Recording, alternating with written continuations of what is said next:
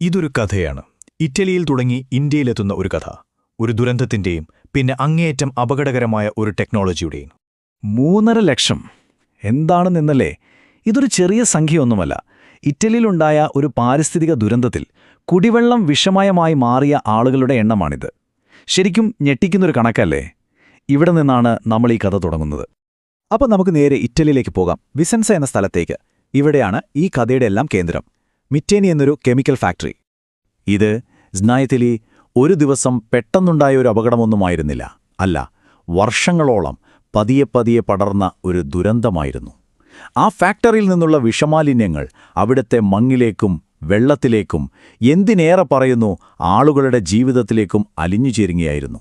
അപ്പോൾ ഇതിൻ്റെയൊക്കെ ഫലം എന്തായിരിക്കും? വളരെ ഭീകരമായിരുന്നു.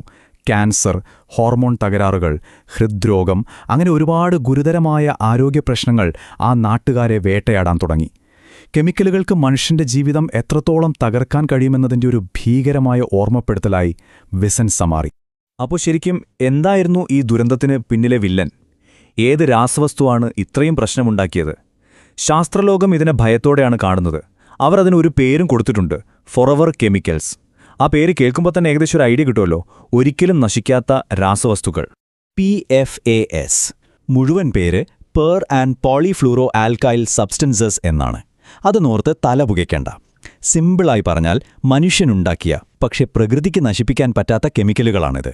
നമ്മൾ ദിവസവും ഉപയോഗിക്കുന്ന നോൺ സ്റ്റിക്ക് പാത്രങ്ങളിലും മഴ നനയാത്ത ജാക്കറ്റുകളിലും ചില ഫുഡ് പാക്കറ്റുകളിൽ പോലും ഈ സാധനമുണ്ട്. അതുകൊണ്ട് തന്നെയാണ് ഇവയെ ഫോറവർ കെമിക്കൽസ് എന്ന് വിളിക്കുന്നതും ഇവയെ ഇത്രയും വലിയൊരു അപകടകാരിയാകുന്നതും.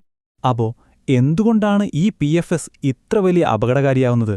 പ്രധാനമായും 3 കാരണങ്ങളുണ്ട്. ഒന്നാമത്തെ കാര്യം, ഇവ ഒരിക്കലും നശിച്ചു പോകില്ല. രണ്ടാമത്, മണ്ണിലും വെള്ളത്തിലുമൊക്കെ എത്ര കാലം വേണമെങ്കിലും ഒരു മാറ്റവുമില്ലാതെ ഇവ കിടക്കും. പിന്നെ മൂന്നാമത്തെ, ഏറ്റവും പേടിപ്പെടുത്തുന്ന കാര്യം, നമ്മുടെ ശരീരത്തിൽ കയറിയാൽ അത് പുറത്തു പോകാതെ അവിടെ തന്നെ അടിഞ്ഞുകൂടും. ഈ 3 കാര്യങ്ങൾ ചേരുമ്പോൾ PFS ശരിക്കും ഒരു തീരാത്ത തലവേദനയായി മാറുന്നു. ശരി, ഇത്രയും വലിയൊരു പ്രശ്നമുണ്ടായപ്പോൾ ഇറ്റലി എന്തു ചെയ്തു? അവർ എങ്ങനെയാണ് ഇതിനോട് പ്രതികരിച്ചത്? അതൊരു നിർണായകമായ ഘട്ടമായിരുന്നു. ഒരു കണക്ക് തീർക്കലിന്റെ സമയം. ആദ്യം തന്നെ ജനങ്ങൾ തെരുവിലിറങ്ങി. വലിയ പ്രതിഷേധങ്ങൾ നടന്നു. അതോടെ സർക്കാരിന് ഇടപെടാതിരിക്കാൻ പറ്റാതായി. അവസാനം നീണ്ട നിയമപോരാട്ടങ്ങൾക്കൊടുവിൽ ആ മിറ്റേനി ഫാക്ടറിക്ക് താഴെ വീണു. അതിന് കാരണക്കാരായവരെ നിയമത്തിനു മുന്നിൽ കൊണ്ടുവരികയും ചെയ്തു. ഒടുവിൽ ഇറ്റാലിയൻ സർക്കാർ ഒരു തീരുമാനത്തിലെത്തി. അവരുടെ വാക്കുകൾ വളരെ വ്യക്തമായിരുന്നു: ഈ ടെക്നോളജി അമിതമായി അപകടകരമാണ്. അതൊരു ഫുൾ സ്റ്റോപ്പായിരുന്നു. യൂറോപ്പിൽ ഈ പ്രശ്നം അതോടെ തീർന്നു എന്ന് എല്ലാവരും വിശ്വസിച്ചു. പക്ഷേ കഥ അവിടെ തീർന്നില്ല. ശരിക്കും പറഞ്ഞാൽ ഇവിടെയാണ് കഥയിലൊരു വലിയ ട്വിസ്റ്റ് വരുന്നത്. ഒരധ്യായം യൂറോപ്പിൽ അടഞ്ഞപ്പോൾ മറ്റൊന്ന് തുറന്നത് ഇന്ത്യയിലായിരുന്നു. അപ്പം നമ്മളെല്ലാവരും ചിന്തിക്കുന്നൊരു കാര്യമുണ്ട് അല്ലേ? ഇറ്റലി വേണ്ടെന്ന് വെച്ച് അടച്ചുപൂട്ടിയ ആ ഫാക്ടറി, അവിടുത്തെ മെഷീനുകളും ടെക്നോളജിയുമൊക്കെ എവിടെ പോയി? അതിനുള്ള ഉത്തരം കേട്ടാൽ നമ്മൾ ശരിക്കും ഞെട്ടിപ്പോകും. ആക്ടിവിസ്റ്റുകൾ പുറത്തുവിടുന്ന റിപ്പോർട്ടുകൾ അനുസരിച്ച് ഇറ്റലി ഉപേക്ഷിച്ച ആ അപകടകരമായ യന്ത്രങ്ങളെല്ലാം നേരെ എത്തിയത് ഇന്ത്യയിലേക്കാണ്. കൃത്യമായി പറഞ്ഞാൽ മഹാരാഷ്ട്രയിലെ രത്നഗിരിയിലേക്ക്. അപ്പം നമ്മൾ രത്നഗിരിയെക്കുറിച്ച് കുറച്ചറിയണം. ഇതൊരു സാധാരണ സ്ഥലമല്ല. കൊങ്കൺ തീരത്തെ മനോഹരമായ ഒരു ജില്ല. കൃഷിയും മീൻപിടുത്തവുമാണ് അവിടുത്തെ സാധാരണക്കാരുടെ ജീവിതം. ഒരുപാട് പേർ ആശ്രയിച്ച് ജീവിക്കുന്ന, പ്രകൃതിയുമായി അത്രയധികം ചേർന്നു നിൽക്കുന്ന ഒരിടം. അതുകൊണ്ടുതന്നെ ഇപ്പോൾ രത്നഗിരിയിൽ നടക്കുന്നത് ഒരുതരം പോരാട്ടമാണ്. ഒരു വശത്ത് നാട്ടുകാരുടെ പേടിയും സംശയങ്ങളും, മറുവശത്ത് അധികാരികളുടെ ഭാഗത്തു നിന്നുള്ള വിശദീകരണങ്ങളും. ഇവിടെ കാര്യങ്ങൾ 2 തട്ടിലാണ്. നാട്ടുകാരും ആക്ടിവിസ്റ്റുകളും പറയുന്നത് ഇറ്റലിക്ക് പോലും വേണ്ടാത്ത അത്രയും അപകടം പിടിച്ച മെഷീനുകളാണ് ഇവിടെ കൊണ്ടുവന്നിരിക്കുന്നത്, ഒരുപക്ഷെ അതിന്റെ ദൂഷ്യഫലങ്ങൾ ഇപ്പോഴേ തുടങ്ങിക്കാണുന്നെന്നാണ്.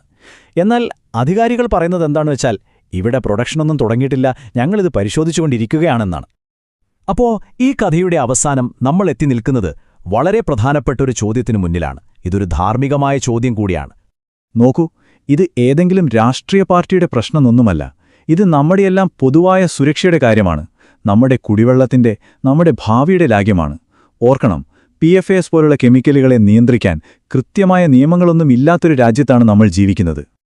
അതുകൊണ്ട് തന്നെ അവസാനം ചോദിക്കാനുള്ള ഒരൊറ്റ ചോദ്യമേ ഉള്ളൂ: ഇറ്റലി അങ്ങേയറ്റം അപകടകരമെന്ന് പറഞ്ഞ് പൂട്ടിക്കെട്ടിയൊരു ടെക്നോളജി, അത് എങ്ങനെയാണ് രത്നഗിരിയിലെ സാധാരണക്കാരായ മനുഷ്യർക്ക് സുരക്ഷിതമാകുന്നത്? ഈ വീഡിയോ നിങ്ങൾക്ക് ഉപകാരപ്പെട്ടെങ്കിൽ ഒരു ലൈക്ക് കൊടുക്കൂ. ഇനിയും ഇത്തരത്തിലുള്ള വീഡിയോകൾക്കായി നമ്മുടെ ചാനൽ സബ്സ്ക്രൈബ് ചെയ്യാൻ മറക്കരുതേ.